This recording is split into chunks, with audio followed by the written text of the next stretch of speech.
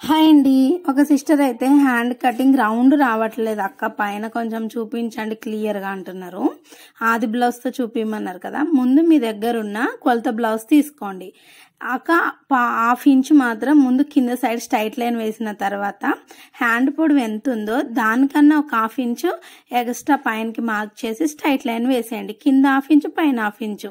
తర్వాత ఇక్కడ చంక డౌన్ దగ్గర వచ్చేసి చూస్తున్నారు కదా, 2.5 ఇంచులకి ఒక మార్క్ పెట్టుకోండి. 2.5 ఇంచులకు ఒక మార్క్ పెట్టిన తర్వాత పైన షేప్ తిరగడానికి 2 ఇంచెస్కి ఒక మార్క్ పెట్టుకోండి. ఇంతే. నేను ఏ సైజు హ్యాండ్ అయినా నేను ఇంతే కట్ చేస్తానండి.